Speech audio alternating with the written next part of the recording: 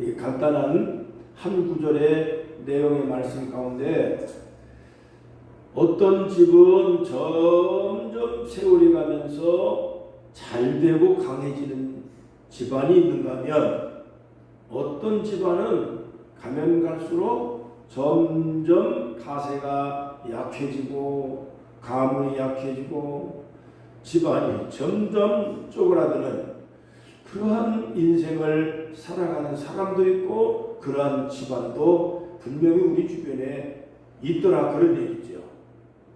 그런데 그러한 케이스가 오늘 이 말씀에 사울의 집과 다윗의 집 사이에 그런 현상이 일어났습니다.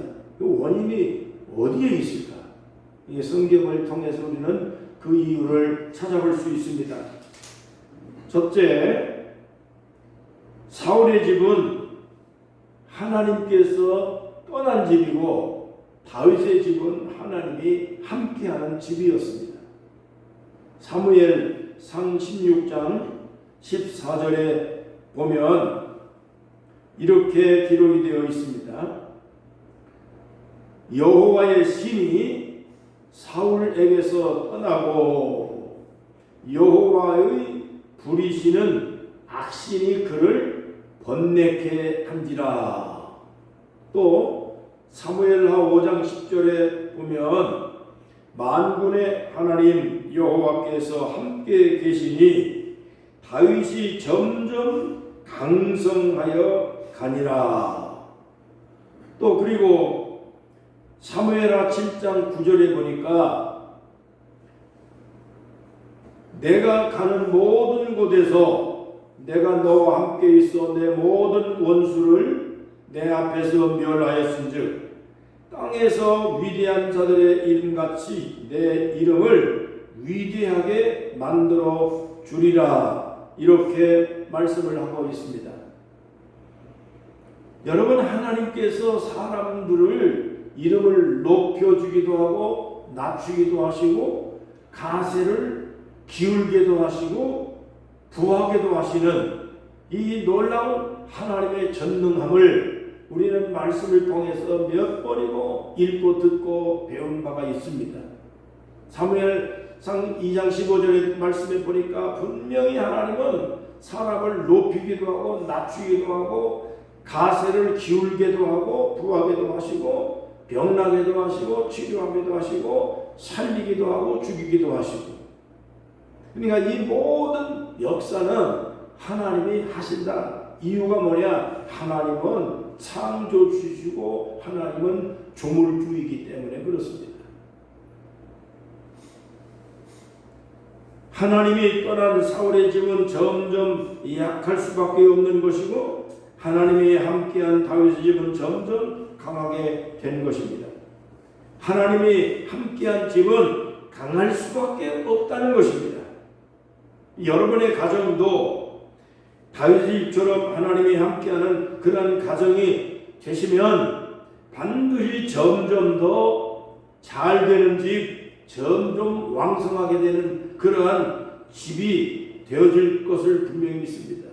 하는 일이나 사업장이나 어떠한 상황 속에도 하나님이 함께하는 그러한 사업장을 일으켜야 되고 하나님이 함께하는 집안을 만들어야 되고 하나님이 함께하는 그러한 자녀들을 만들게 되면 반드시 그 다음에 조치는 하나님의 역사에 의해서 내가 가는 길을 반드시 하나님은 좋은 일로 예배하시고 이끌어 주시고 또 하나님의 영광을 위해서 쓰고자 하시는 인물을 하나님이 세우신다는 것을 우리가 알 수가 있는 것입니다.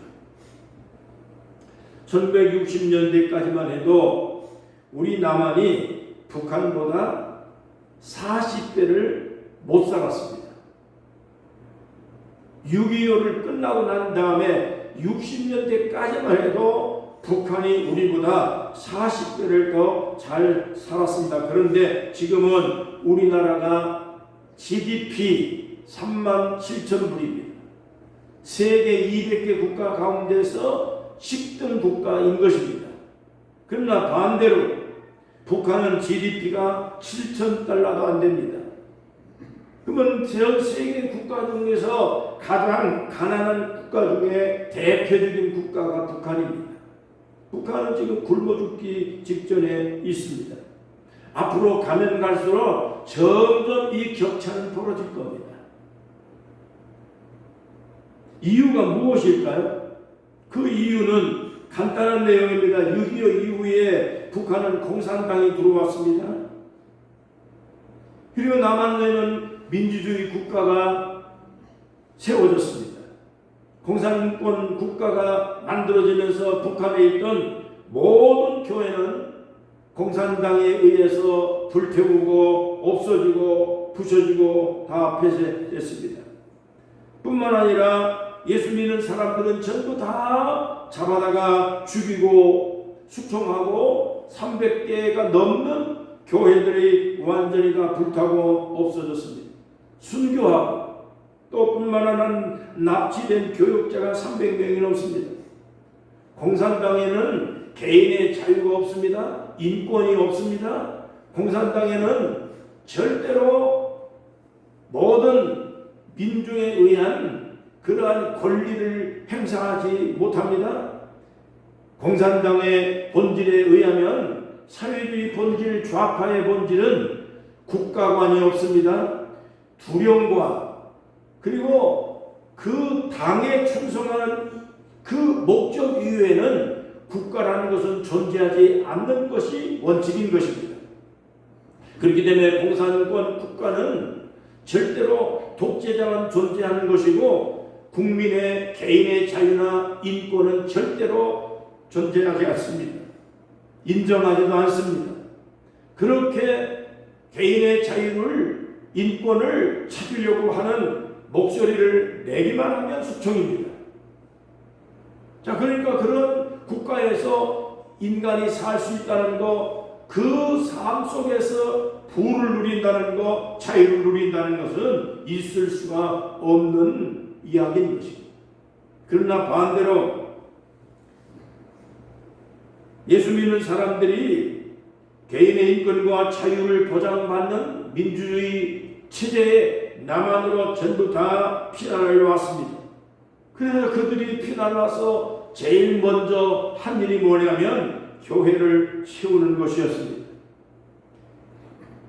북한에서 예수 믿는 사람들이 다 십실반으로 내려와서 서로 모여서 모인 곳이 예배당입니다. 그 첫째 예배당이 바로 영락교회입니다. 남대문교회입니다. 평안교회입니다. 세문안교회입니다. 정동교회가 그랬습니다. 독립문교회가 그랬습니다. 전국에 있는 모든 역사 있는 교회들은 다 이북에서 예수 믿는 분들이 피어나서 설립한 교회들이 거의 90% 이상입니다. 대한민국에 남한은 교회가 없었습니다. 그러나 피어나서 이분들에 의해서 남한의 교회가 세워지면서 모두 하나님밖에 없습니다. 우리를 도울 분은 하나님밖에 없습니다. 마을마다 교회를 세우기 시작을 했습니다. 그래서 남한 땅에는 지금 거의 6만 개가 넘는 교회들이 세워져 있습니다.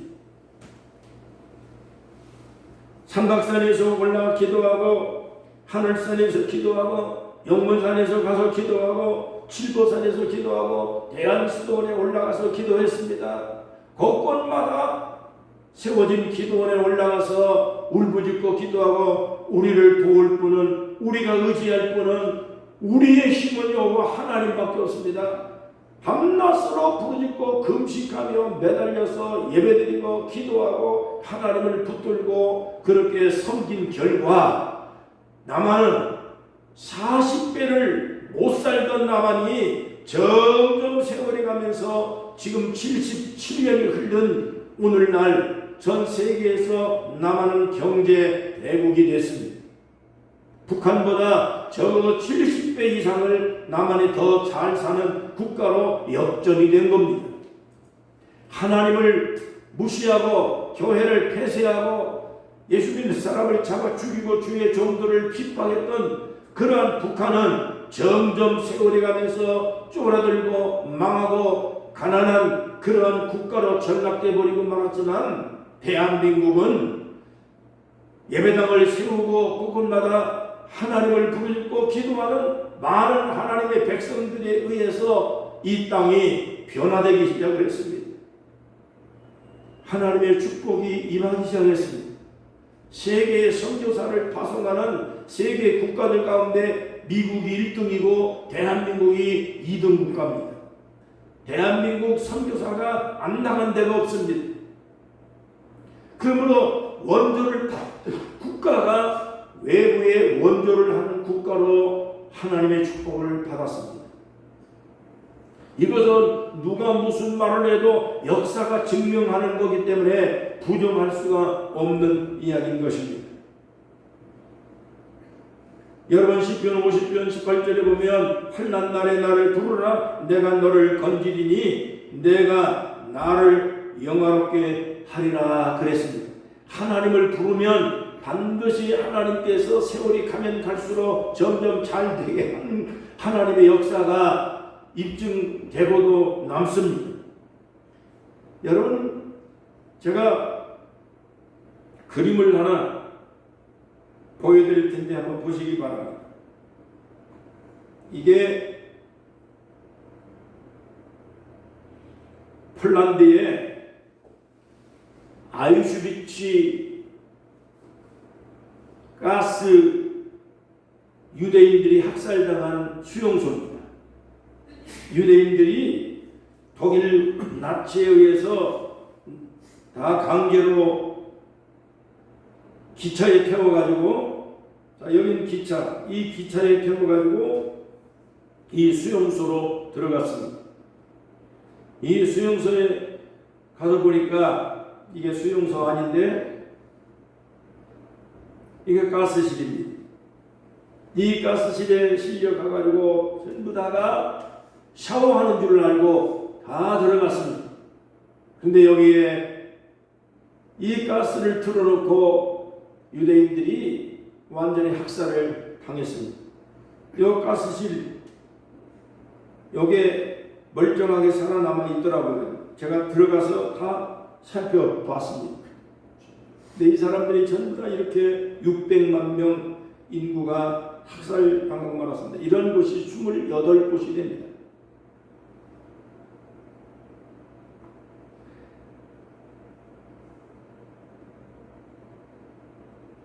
독재 하는 사람들, 하나님을 무시하는 사람들, 하나님을 떠난 사람들이 이런 짓을 하는 것입니다. 공산권 세력은 절대로 하나님을 인정하지 않습니다. 그러나 하나님을 인정하지 아니하고 독재한 국가는 전 세계에서 살아남지 않습니다. 이 독재가 오래가지 않습니다. 이 전 세계 국가들 중에 독재한 국가들이 멀쩡한 국가가 하나도 없습니다. 지금 우리가 볼 때 중국도 잘 살고 세계 경제 대국이라고 말은 하지만 겉으로만 그렇지 실제적으로는 중국이 지금 무너지기 일보 직전에 놓여져 있습니다. 러시아도 마찬가지입니다. 북한은 더 말할 것도 없습니다. 전 세계에서 공산권 국가로 살던 국가는 전부 다 망했습니다. 유럽이 공산권 연합체를 만들었던 그러한 이 바르샤바 조약기구 가운데 함께했던 모든 국가들이 전부 다 뿔뿔이 흩어지고 너도 민주주의 체제의 국가로 가야 되겠다. 다 변화되어져서 지금 전 세계의 공산권 국가 남아있는 체제는 별로 몇 개 국가가 되질 않습니다.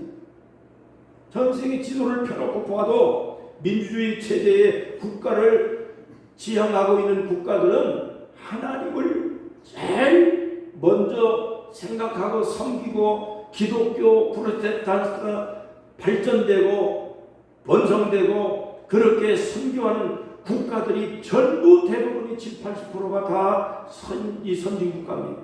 하나님을 의지하는 국가들은 잘 됩니다. 하나님을 섬기는 가정들이 잘 됩니다. 하나님을 의지하고 하나님께 기도하고 살던 개인이 오늘날 6.25 이후에 전 세계적으로 또 이분들이 세계를 주도하고 있는 것을 우리는 절대 잊어서는 아니 되는 것입니다. 환난을 만났을 때 우리가 낙심하지 않습니다. 다윗은 환난을 많이 당했습니다. 그렇지만 환난을 만날수록 하나님밖에 없습니다 하고 하나님을 붙들고 기도하고 그렇게 했습니다. 그래서 결국에 다윗은 가면 갈수록 점점 잘 되는 길로 가고, 다윗을 핍박하고 하나님을 믿는 사람을 핍박하고 예배당을 폐쇄했던 공산국가나 또 그러한 개인도 살아가는 삶의 모든 현장들을 전부 다 조사하고 파악을 해보면 데이터상으로 그들은 잘 될 리가 전혀 없는 것입니다.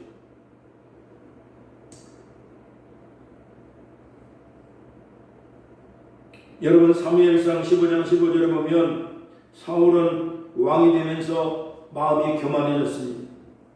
그리고 선지자의 말을 듣지 않습니다. 하나님의 말씀에 순종하지 않습니다. 그러니까 여호와의 영이 사울에게서 떠나고 하나님의 부리시는 악령이 사울에게 들어가서 그를 번뇌하게 하였다.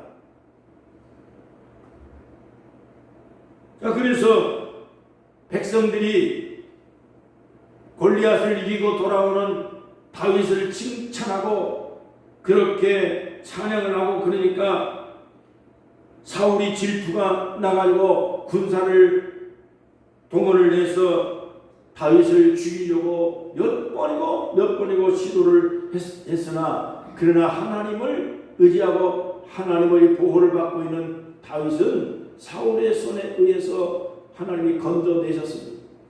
그래서 결국엔 사울은 시기하고 질투하다가 쫄딱 망해버리고 왕권도 빼앗기고 그 아들까지 죽고 그 집안이 쫄딱 다 망해버리고 말았습니다.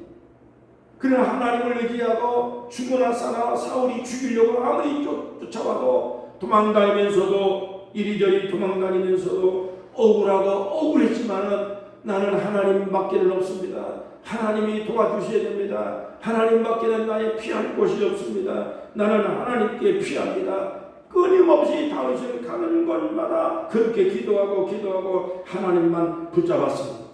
그러니까 사도행전 13장 22절에 보니까 하나님께서 사울 왕을 왕좌에서 패하시고 다윗을 왕으로 세우셔서 다윗의 마음이 내 마음과 합한 사람이다. 내 마음에 다윗은 너무나 합당하다. 그래서 내가 갖고 있는 모든 계획과 뜻을 다윗을 통해서 이루게 할 것이다 라고 말씀을 했습니다. 그래서 시편 성경을 보면 거의 대부분이 다윗이 하나님 앞에 호소하고 기도하는 내용들로 가득 차 있습니다. 시편 73편 25절에 보니까 하늘에서나 땅에서나 나를 도울 분은 하나님밖에 없습니다. 하나님만 의지합니다. 나는 하늘에서나 땅에서나 나는 하나님만 사모합니다. 이렇게 다윗이 기도하는 내용들이 있습니다. 그 시편 성경은 전부 다 하나님께 기도하는 내용들로 다 기록이 되어져 있는데, 얼마나 다윗이 억울하고 군사가 쫓아오고 사울왕이 죽이려고 애를 쓰고 그럼에도 불구하고 쫓겨다니면서도 절대 낙심하지 않고 하나님 나 좀 도와주세요. 하나님 난 도와주세요. 하나님밖에 도울 분이 없어요. 나는 하나님만 사모합니다. 끝까지 하나님 붙들고 그렇게 했더니 나중에 보세요. 다윗은 점점 잘 되고 강하고 왕이 되고,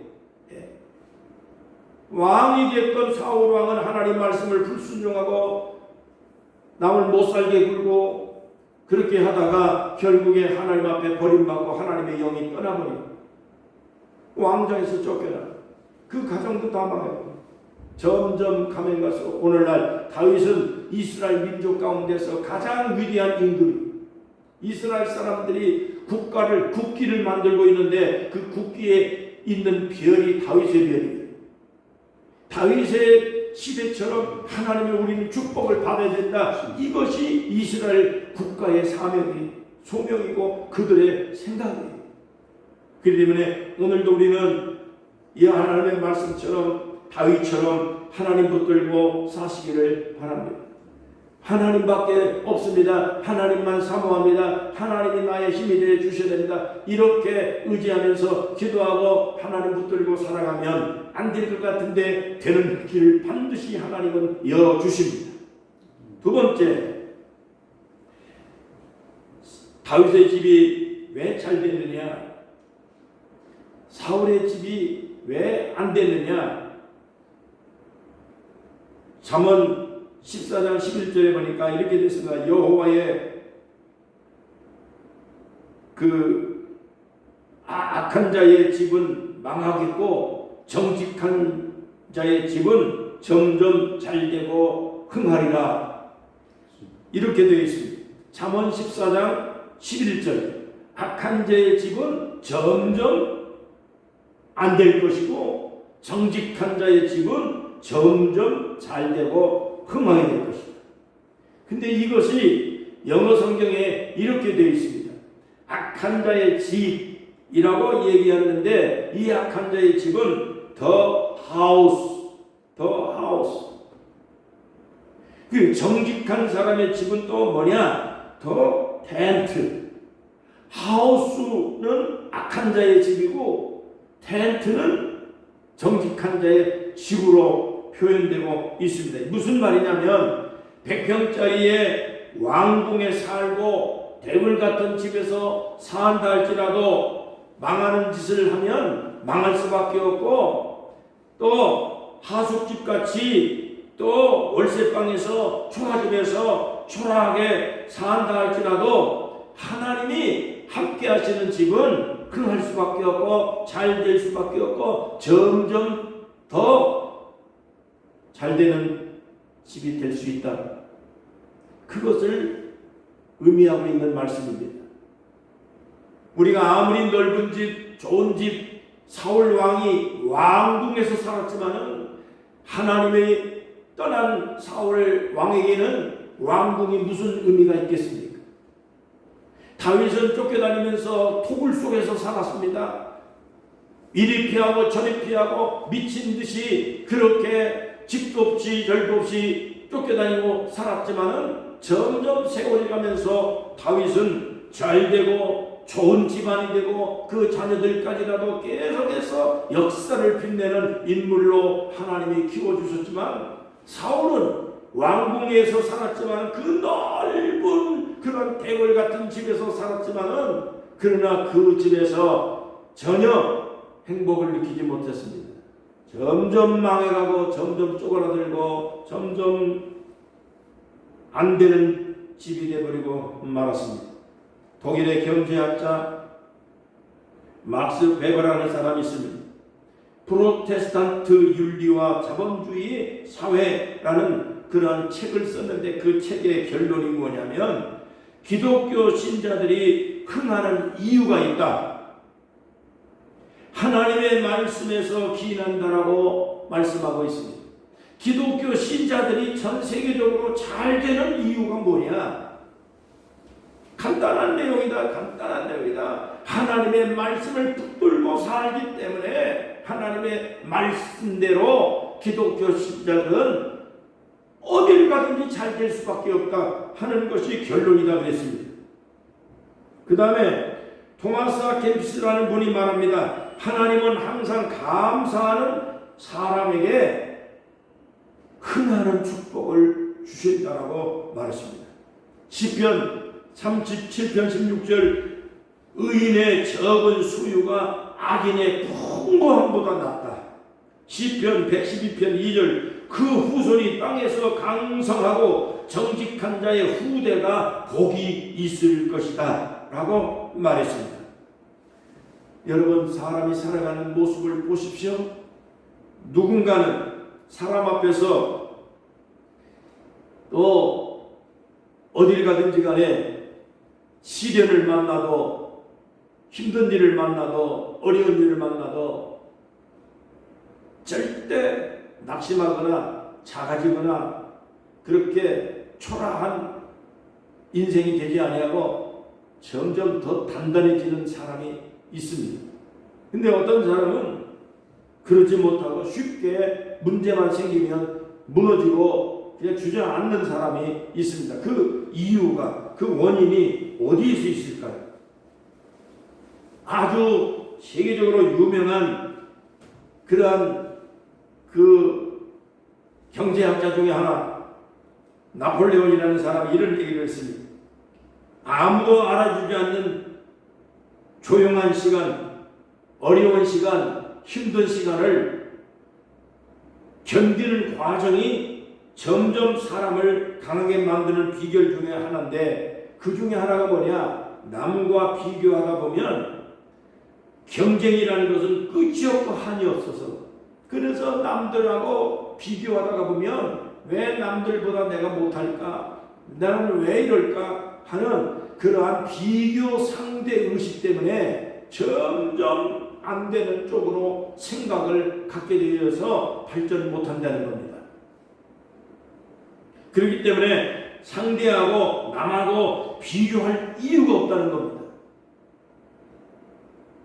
어떤 사람이 무슨 일을 하든 그 사람은 그 사람이고 나는 나요. 그 사람의 수준과 내 수준이 같을 수가 없는 것이고, 그 사람의 성향이 내 성향과 같을 수가 없고, 그 사람의 체질과 내 체질이 다른 것이며, 그 사람의 모든 지향점이 나의 삶의 모든 형편과 다르기 때문에 비교하다가는 같이 망하고 같이 쪼그라든다는 거예요.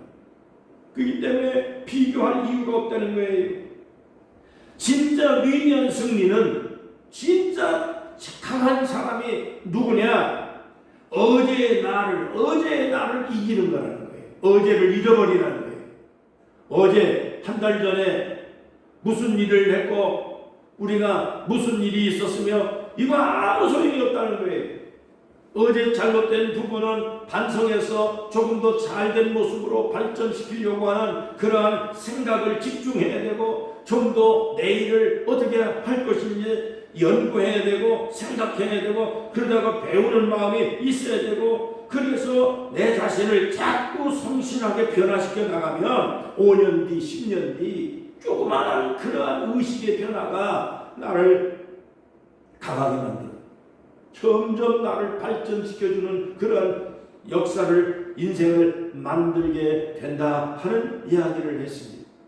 그렇기 때문에 어제도 잃어버리고 상대방으로 비교하지도 말고, 나는 나기 때문에 나에게 주어진 능력을 한계 안에서 조그마한 그런 발전이라도 미래를 생각하고 조금 더 나아진 나를 생각하고, 그래서 하다가 보면 5년 뒤, 10년 뒤에는 나도 모르는 사이에 강한 사람으로 발전돼 있는 것을 볼 수가 있다. 이렇게 설명을 했습니다.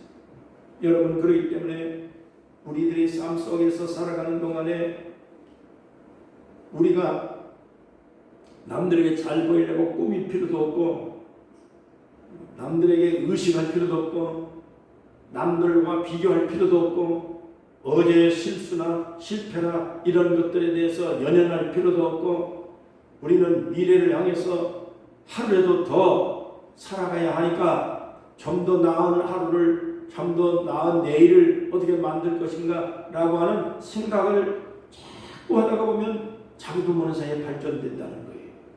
그 때문에 성실해야, 나 자신에게 정직해야, 내 모습에 정직해야 돼. 내 현재 수준에 정직해야 된다. 없는 것을 있는 것처럼 생각할 이유도 없고, 남들과 비교해서 못 가진 것을 원망할 필요도 없고, 탓할 필요도 없고, 비하할 필요도 없고, 있는 그대로, 내 모습이 있는 이 모습 이대로 하나님을 섬기면서 하루하루를 성실하고 정직한 마음으로 미래를 향해 나가다 보면 나도 모르는 사이에 발전된 내 자신의 모습을 볼 수가 있다고 하는 것이 성공한 사람들의 공통된 의견. 이게 성경에서 승리한 사람들, 성공한 사람들의 이야기가 전부 다 똑같아요. 그렇기 때문에 이 말씀을 마음에 새겨서 여러분 승리하고 점점 더 굳센 그런 인생의 모습으로 발전돼 가시기를 주의 이름으로 축복합니다.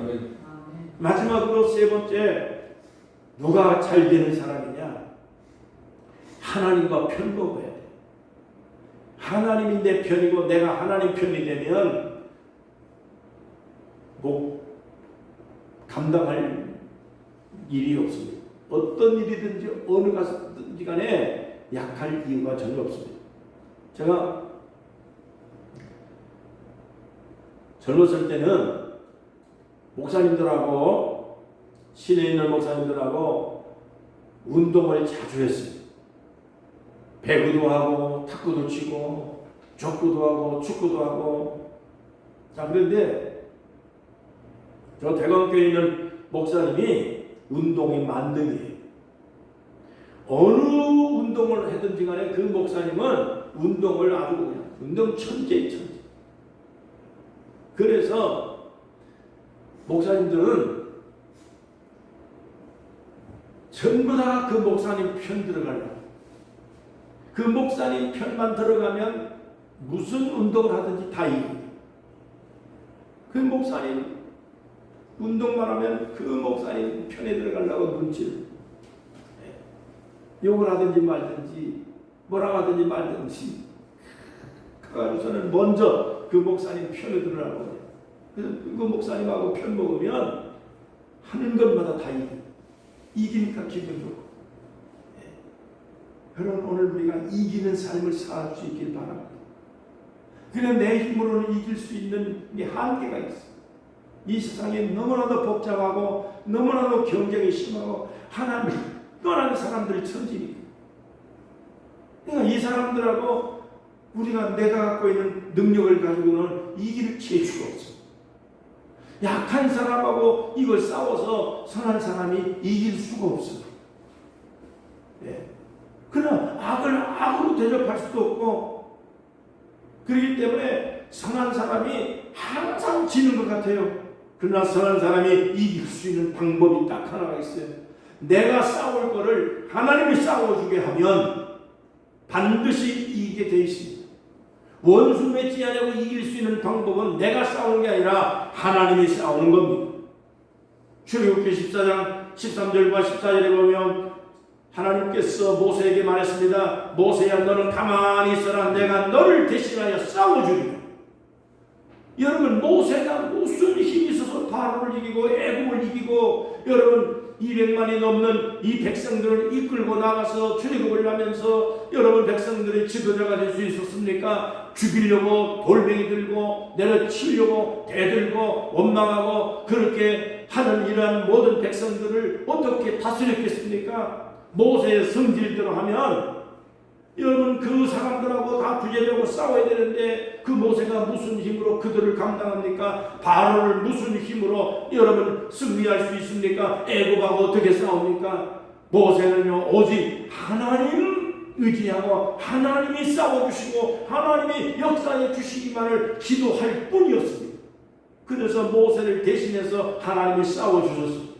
애굽을 이겼습니다. 바로를 이겼습니다. 그리고 여러분 불기둥과 구름기둥이 나타나서 그 뜨거운 태양을 이겼습니다. 그리고 그 추위를 이기고 400년을 여러분 고생하며 노예 생활하던 이스라엘 백성들을 이끌고 가나안 땅까지 갈 수 있는 지도자가 된 겁니다. 모세를 죽이려고 막 대들던 그 고라와 다단과 온이라는 사람들이 군중들을 동원해서 모세를 죽이려고 왔을 때 모세가 그들하고 대적할 수가 없었습니다. 금송아지를 만들어서 하나님을 대적하는 백성들을 향해서 모세가 어떻게 할 방법이 없었어요. 그래 하나님 앞에 기도할 수밖에 없었어요. 그랬더니 하나님께서 그 대적하는 사람들을 지진을 놔가지고 그 지진 속에 파묻혀서 모세를 승리하게 만들고 모세를 대적하는 사람들을 이기게 만들고 모세를 승리하게 한 것입니다. 오늘 여러분 우리도 살아가는 동안에 내 힘으로 살아갈 수 있는 건 한계가 있어요. 내 지식도 내 지혜도 한계가 있어요. 그러니까 우리가 요즘에 가끔 보면 그러더라 보니까 이 핸드폰에 보니까 제미나이라는 게 있어요. 제미나이 AI라는 게 있잖아요. AI라는 인공지능, 그게 핸드폰마다 다 있어요. 뭘 모르는 게 하도 많아서 누가 물어보면 대답할 수 있는 한계가 있잖아요. 근데 그 핸드폰을 켜가지고 재미나이한테 야 이거 답이 뭐냐 하고 물어보면 세상에 카이스트 박사님도 대답하지 못하는 거 그 재미나이가 다 대답해줘요. 모르는 건 일절 거기다 물어보면 다 대답해줘요. 나보다 똑똑한 게 핸드폰에 있어. 그러니까 내 힘과 내 지식과 내 모든 능력을 가지고 뽐내고 자랑할 수가 없어요. 이 세상에 어떤 사람 앞에서 이제 우리 꿀리지 않을 수 있는 그런 힘을 가졌어요. 뭐요? 핸드폰에 재미나이가 있어요. 그것만 있으면 똑똑한 사람 될 수 있어요.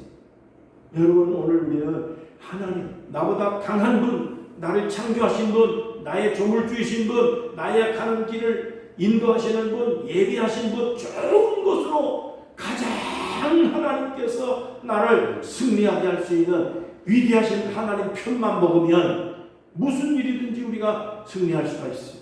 이길 수 있어요. 점점 강해진 사람 될 수 있는 방법은 바로 하나님 편 먹는 거예요. 다윗은 그랬습니다. 하나님밖에 없습니다. 하나님과 편 먹은 거예요. 사울은 자기 힘만 믿었어요. 자기 왕권만 믿었어요. 자기 왕의 힘만 믿었어요. 왕이라는 것만 그저 믿고 교만했습니다. 하나님을 떠났습니다. 하나님의 말씀을 순종했습니다. 그러나 다윗은 왕도 아닙니다. 왕권도 없습니다. 다윗은 오직 목동입니다. 다윗은 힘이 없어요. 그래서 사울을 이길 힘이 없어요. 그래서 하나님의 힘을 믿었어요. 하나님을 붙잡았어요. 하나님의 편을 먹은 거예요. 그래서 다윗이 이긴 거예요. 여러분, 우리 하나님 편 먹으시기 바랍니다. 하나님과 편 먹으시기 바랍니다. 하나님 내 편입니다. 할렐루야. 하나님 내 편입니다. 시편 118편 6절 7절 여호와는 내 편이라. 이게 다윗이 얘기한 거예요. 하나님 여호와는 내 편이라. 내가 두려움이 없나니 사람이 내게 어찌할꼬. 여호와께서 내 편이 되사 나를 돕는 자 중에 계시니 그러므로 나를 미워하는 자에게서 보응하는 걸 내가 버리로다. 110편 146편 3절 방백을 의지하지 말라. 도울 힘이 없는 인생도 의지하지 말라. 그 호흡이 끊으면 흙으로 돌아간다. 그 동호가 당일에 소멸을 때리로다. 야곱의 하나님으로 자기 도움을 삼는 사람은 복이 있나니 여호와 자기 하나님께 소망을 두는 자는 복이 있나니라. 아멘. 하나님을 내 편으로 삼으시기를 축복합니다. 내가 하나님 편이 되고 하나님과 편 먹고 인생을 살기로 작정하면서 점점 잘 되는 인생이 되기를 바라고, 점점 잘 되는 집안을 만들어서, 지금은 잘 안 되는 것 같고 지금은 텐트 치고 하숙집에서 사는 것 같고 작은 집에서 사는 것 같아도 점점 잘 되는 하나님의 축복의 집안으로 변화되기를 주의 이름으로 축원합니다. 하나님 아버지, 주의 사랑과 은혜를 감사합니다. 오늘도 이 귀중한 하나님의 축복을 받아서 이렇게 예배드릴 수 있는 은혜를 주셔서 감사합니다. 이 엄청난 하나님의 사랑과 은혜를 우리가 어디에서 받고 누리겠습니까? 이 귀한 하나님의 사랑에 감사할 뿐입니다. 보유리조트에 와서 교회를 세워주신 것도 감사하고, 또 이곳에 숙박하는 많은 사람들에게 작은 힘이지만은 복음의 능력을 전하고 복음의 희망을 전하고 평안을 전하고 행복을 전할 수 있는 복된 교회로 만들어 주시옵소서. 숙박하는 많은 사람들의 교회가 있음으로 말미암아 저들의 영적으로 힘을 얻고 삶의 위안을 얻고 그리고 평안을 얻어서 일정 동안 보이르트에 와서 숙박을 하면서 너무나도 행복을 느낄 수 있는 그러한 큰 축복의 기회를 삼을 수 있게 축복하시기를 기도합니다. 우리에게 맡겨준 이 보유리조트 교회가 엄청나게 귀한 하나님의 사명의 소명 장소입니다. 그런데 우리가 이 일을 잘 감당해서 많은 사람들에게 예수 그리스도의 영향력을, 선한 영향력을, 복음의 영향력을 아버지 행사할 수 있도록 축복해 주시고 은혜를 주시고, 하나님이 우리 편이 되어 주셔서 이 교회를 통해서 보유리조트가 크게 왕성해지고 변화되어져서 하나님 앞에 자랑이 되고 여기 오고 가는 많은 사람들에게 소문이 나고 하나님의 참으로 은혜가 넘치는 귀한 역사를 이루게 도와 주시옵소서. 예수님의 이름으로 간절히 기도하옵나이다. 아멘. 아멘. 찬송가 320장을 찬송합니다.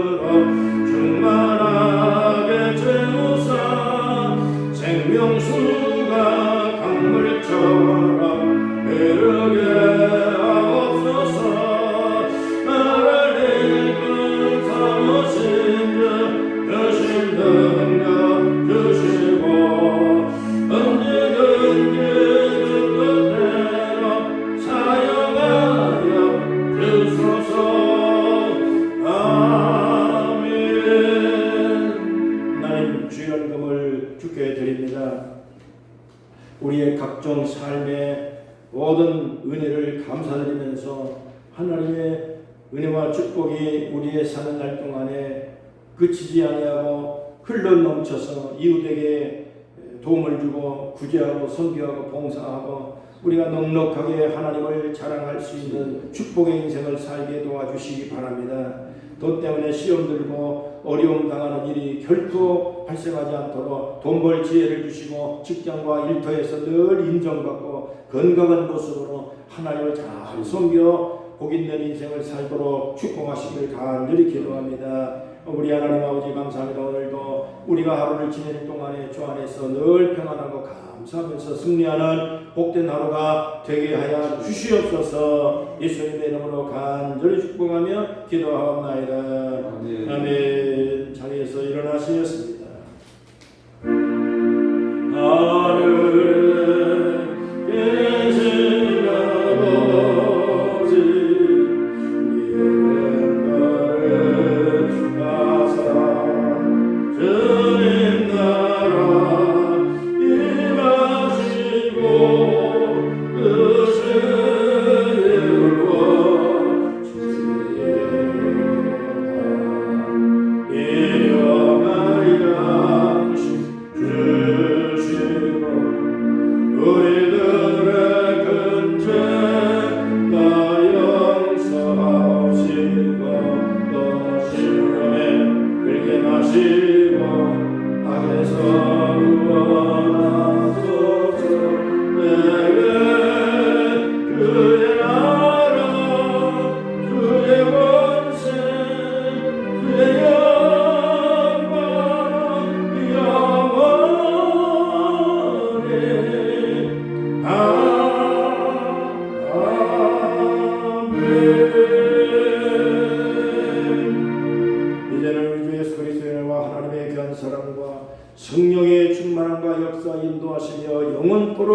하시니 사랑하는 주의 모든 백성들 머리 위에 영원토록 함께 하시기를 축원하옵나이다. 아멘. 아멘.